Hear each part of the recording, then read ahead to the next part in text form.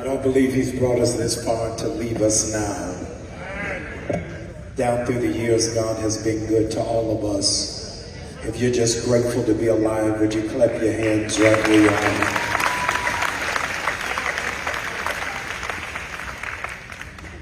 For the last 7 months, we've had a front row seat to see what bad leadership looks like. But this branch of the NAACP ought to be thankful you have a good leader. And I want to really thank God for Mr. Boykin for who he is and for what he represents and for his heart for serving the people of this community.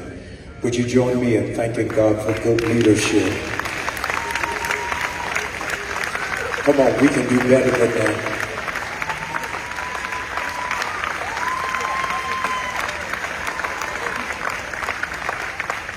Amazing leadership. After hearing his presidential report, I thought he was Johnny Cochran.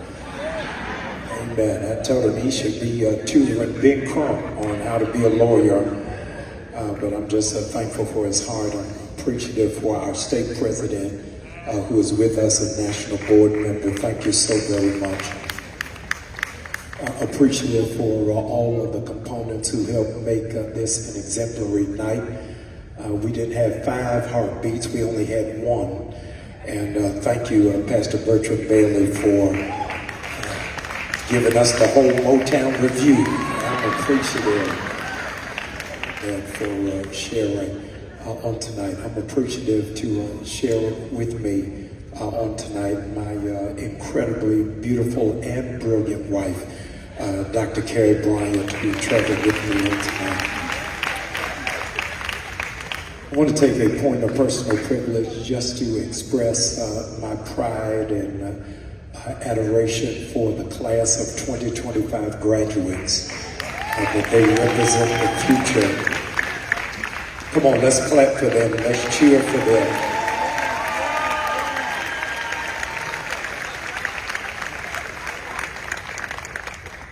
What an exemplary and overwhelming night. This has been a long night, and just before I got up, the president leaned over to me and said, "We're supposed to be finished at 9 o'clock. I don't know why you would do a preaching like this, but it almost feels like Christmas in July. There's no trees, no ornaments, no eggnog, no hot chocolate, and no candy canes. But it feels like Christmas in July. I don't mean because of all of the gifts that were given to the graduates, but through this whole night, before the saxophonists began to play and before Pastor Bailey began to sing, I don't know what jarred or triggered in me, but a melody began to play in the back of my head. And the melody that kept ringing over and over and over and over again was, "You better watch out. You better not cry. You better not pout. I'm telling you why. Santa Claus is coming to town." The first verse really didn't arrest me. It was the second one. He's making a list and he's checking it twice. He's trying to find out who's naughty or nice. And I couldn't believe that long before 2009, Santa Claus was the first one to have a list. I had no idea that Jeffrey Epstein would have one.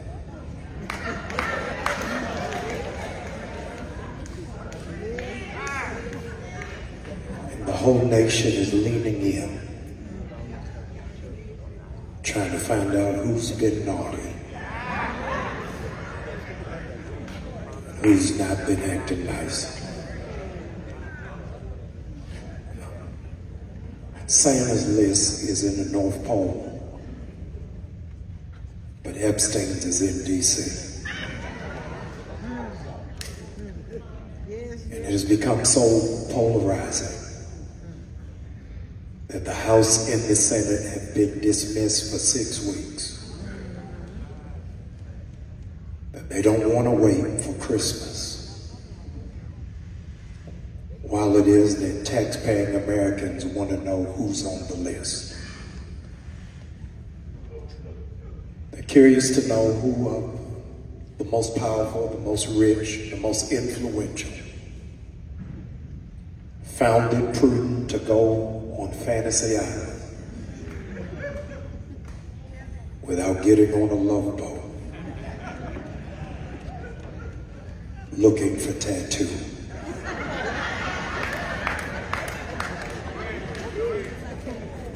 Pulsating in the consciousness of both Democrats and Republicans alike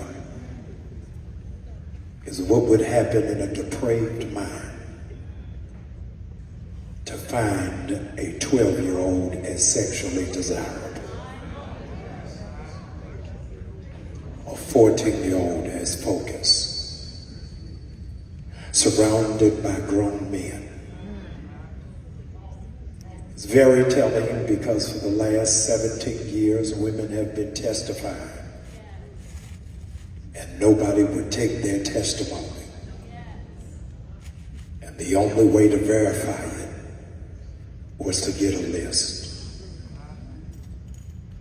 In 1943, a gentleman who was an industrialist carved out a list, and he was trying to save Jews from the Holocaust. And he curated his own Schindler's List.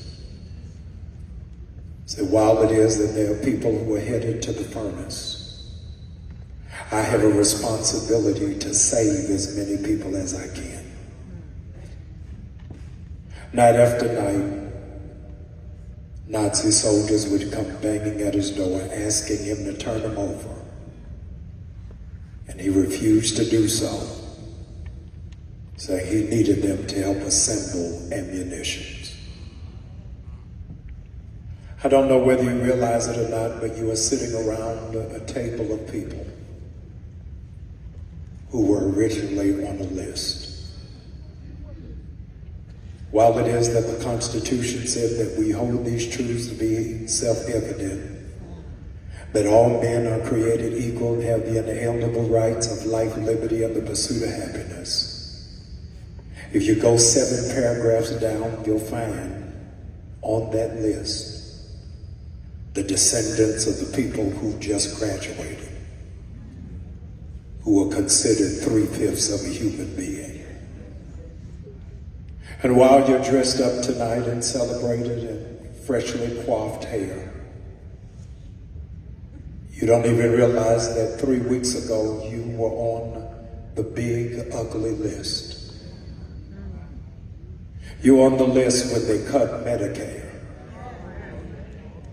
Said that you didn't have access and right to a freedom that the United Nations recognizes as health.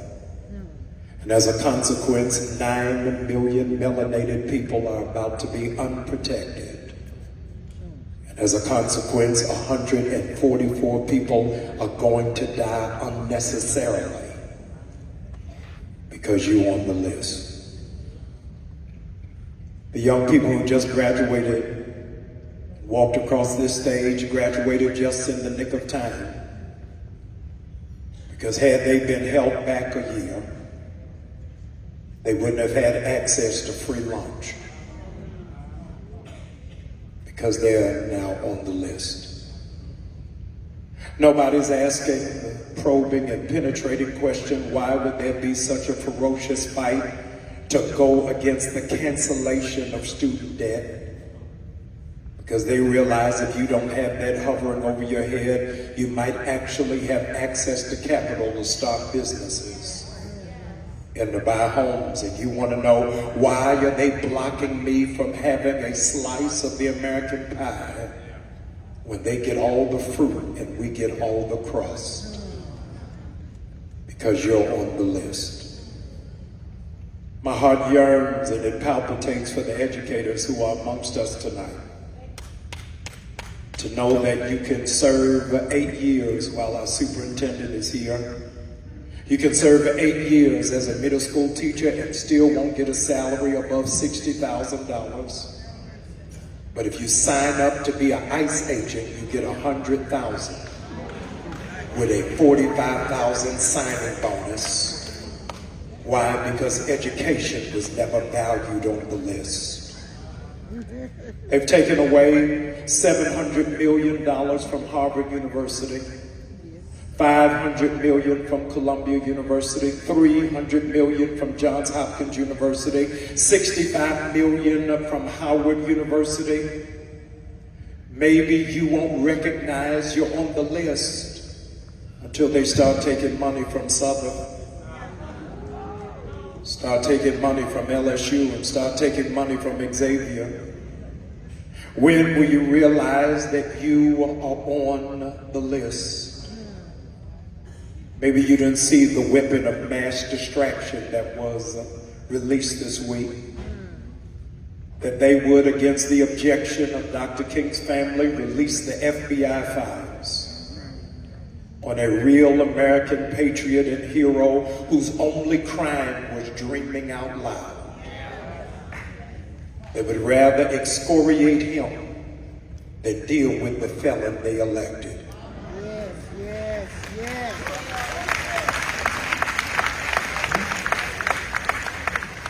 I came tonight and it took me 5 years to get here. 5 years because I wanted to announce to the state of Louisiana, even to the yet-to-be United States of America, that maybe it's time that the NAACP had its own list. Those that we hold accountable and those who we hold responsible. I've come from the birthplace of civil rights from Atlanta, Georgia, to announce that you should already know Target is on that list. Because we were spending $12 million a day. And while it is that we were spending $12 million a day, they did not see us as a partner, but only wanted to do business with us transactionally. Until Donald John Trump was elected, and then they did the electric slide away from diversity, equity, and inclusion. Under no duress, no response to protest, they made a $2 billion pledge after the death of George Floyd, and here the flagrant arrogance of the CEO, that after George Floyd was killed, he said, hear this, he could have been one of my employees. He never said he could have been one of my board members, one of my executives. We find ourselves on the list, and so for the 19 past weeks, you've not gone to Target. And I wanted to thank you, because you put Target on your list. The stock dropped from $145 a share to $93 a share. Because we put Target on our list, foot traffic dropped by 9.7%. Because Target was on our list, ladies and gentlemen, the valuation has dropped by $12 billion. Because Target was on our list, the CEO salary has been slashed by 42%. This has been the most successful boycott by black people since the Montgomery bus boycott. And I wanted to come to Louisiana to say thank you for keeping Target on the list. Dollar General is on our list. Because as quiet as it's kept, Dollar General has 3 times as many stores as Target. Over 300,000 black and brown employees, and none of them have been hired for full-time positions. They hire them at part-time positions so that they can have no benefits. Ladies and gentlemen, they are nestled in rural areas. Can you imagine how that Dollar General is within 7 miles of every American home? And while they are planted right in the center of food deserts and their number one consumers are black people, but Dollar General doesn't have a contract with not one black farm. They're on our list. Ladies and gentlemen, you got to put on your list elected officials who only come around at campaign time, but are not doing the heavy lifting of what is needed and necessary. We don't need photo ops. We need somebody who will stand in the gap and speak truth to power. Ladies and gentlemen, this is a season where we got to remember who we are and whose we are. This isn't the first time that you have been targeted. It ain't the first time that you've been on the list. It's not the first time that you have been the focus. Surely by now you've heard about driving while black. You've been on the list. That you walk in the store and they'll walk around and follow you thinking that you're going to steal something. You've been on the list. They'll pull you over because they think you don't deserve to be in that kind of car. You've been on the list. They'll take their sweet time serving you in the restaurant and then have an attitude when you register your complaint about it. You've been on the list. But if you can hear my voice tonight, you are the answer to your ancestors' prayers. Nobody said the road was going to be easy, but I don't believe he's brought us this far to leave us now. I wanted to say to the graduates that I know that you are going to excel and I know that you're going to do well because the speaker who you're listening to tonight was on that list. Not the magna cum laude list, not the summa cum laude list. I was on the thank you Lord list. I failed the 11th grade, got kicked out of high school. My guidance counselor told my parents I was not college material. Put me in job corps, enlist me in the military, and maybe I could get some discipline. But I had a praying mother who believed that there was something in me that the school system couldn't see. I stand before you, ladies and gentlemen, as the very first person to go to Morehouse College with a GED. Never take the SAT a day in my life, even though I was on the list. I graduated from Morehouse College, and after I graduated from Morehouse College, I went to Duke University. Graduating from Duke University doesn't mean nothing to you. The reason why I boast and the reason why I exclaim about graduating from Duke University is because 45 years before I went to Duke University, my grandfather was the head cook at Duke. And when he was there, black people couldn't go there unless they were mowing the lawn, unless they were peeling potatoes or pouring lemonade for students.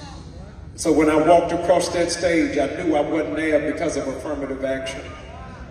I wasn't there because of a set-aside. I wasn't there for DEI. I was there because somebody prayed for me.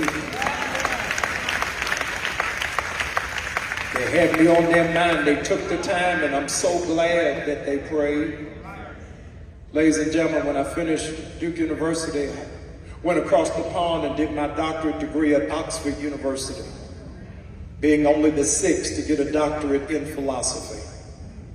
I came back to the United States, became the National Youth and College Director of the NAACP, became pastor in Baltimore, Maryland. And 5 years ago, just when you shut down this banquet, I moved to Atlanta to become a pastor. And I had no idea why it is that God had me move from Baltimore to Atlanta to my second week at my new church.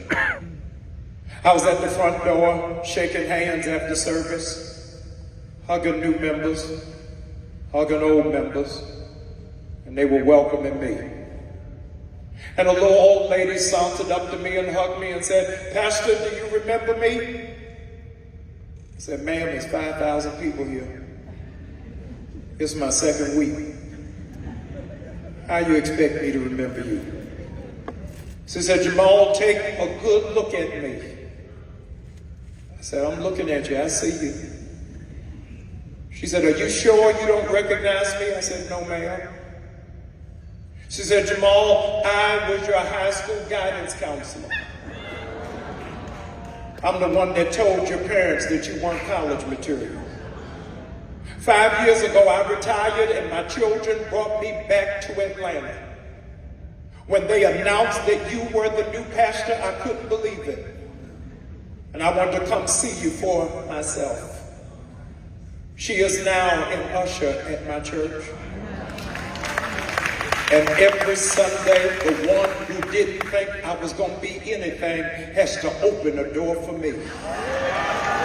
Ladies and gentlemen, it doesn't matter what list you're on. When God has you on his mind, it will change everything about you. I know some of you have had a jaywalk on Easy Street, but if there's anybody here who knows I wasn't on the famous list, I wasn't on the popular list, but I was on God's list.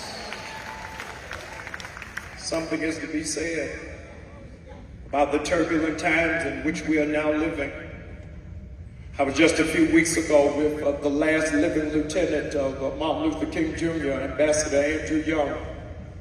And he said something to me, Mr. President, that really put me in a freeze position. Ambassador Young, who's now 92 years of age, said to me, "Jamal, I hope it only gets as bad as it was. Because if it gets as bad as it was, I'll at least have a point of reference. But if it gets any worse than that, I won't be able to help you."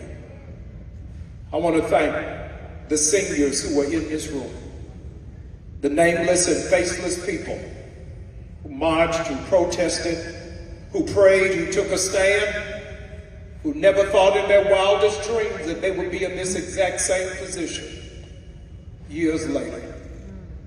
I am embarrassed that 112 years later, that there's still a need for the NAACP. This should have just been an asterisk in history. And now we're having to recruit new soldiers because the fight is still going forward. We hoodwinked ourselves into believing we were in a post-racial society, only for us to figure out that the Klan no longer wears white robes. They now wear blue three-piece suits. We have, in the words of Dr. King, some difficult days ahead of us. And nobody said that the road was going to be easy. But I wanted to tell you that there's still another list. There was a little girl who was sitting on a plane. She was sitting on the plane right behind me. We're on the plane, and just before the plane was about to take off, an off-duty pilot came on the plane and sat next to me. He sat next to me and we took off, going from Atlanta to Chicago. And in the middle of our flight, the pilot came on. And the pilot said, "Flight attendants, please be seated. Stop all service. No soda, no pretzels, no peanuts." He said, "We are about to go through turbulence, and we will suspend service for 15 minutes, and then you can resume." I leaned over to the off-duty pilot who was beside me and said, "Sir, can I ask you a question?" I said, "Sure." "How does he know it's only going to last 15 minutes? And he said, "Because somebody has already flown through it. And because they've flown through it, they radio back to headquarters that the storm won't last." Some of you ought to be thanking God in this moment. We've been through this before. This ain't the first time we had to go through trouble. It ain't the first time we had to do with segregation. Ain't the first time we had racial profiling. But trouble don't last always. Weeping may endure for a night, but joy always comes in the morning. It ain't gonna always be like this. Sooner or later, it's gonna work in our favor. It's gonna turn around for us. Young people, if you can hear my voice, you're on the list. And when you realize that you're on the list, you've got to remember what it is that Langston Hughes said from a 3-bedroom apartment on the corner of Lenox Avenue, standing at 5'6".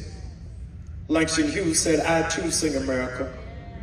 They ask me to eat in the kitchen when company comes, and I just laugh and eat well and grow strong. For tomorrow they'll see how beautiful I am, because I too am America." When you realize that you're on the list, you got to remember Maya Angelou. You may write me down in history with your bitter, twisted lies, but still like dust I'll rise. When you realize that you're on the list, you got to remember that Shakespeare is really from Louisiana. He's just a mulatto in disguise. Shakespeare said, tomorrow and tomorrow and tomorrow creep into this petty place from day to day, and life is just a poor player that struts and frets its hour upon the stage, full of sound and fury signifying nothing. When it is that you realize that you're on the list, at least remember what David said. Weeping may endure for a night, but joy is coming in the morning. The reason why I'm still standing as a black man in America who's been able to defy all of the odds, hurdle all of the low expectation, to soar beyond the status quo, is I, like you, are on God's list. To know that you are on the mind of God says that it is not about your degree or your pedigree. It's not about where you pledged or where you crossed, where you graduated, what you drive, or where you live. But your grandmother, who couldn't read her way out of a wet paper bag, said, "Sign me up for the Christian Jubilee. Write my name on the roll. I've been changed. I want to be. I gotta be ready when Jesus comes."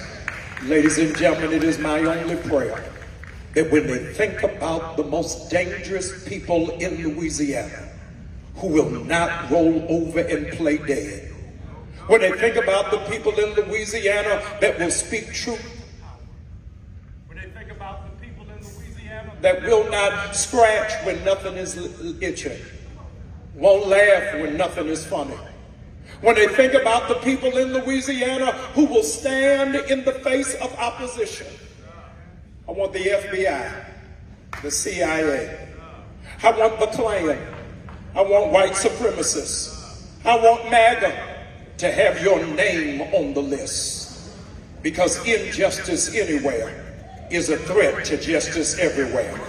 And if you're going to put my name on the list, make sure you spell my name right. Thank you so very much.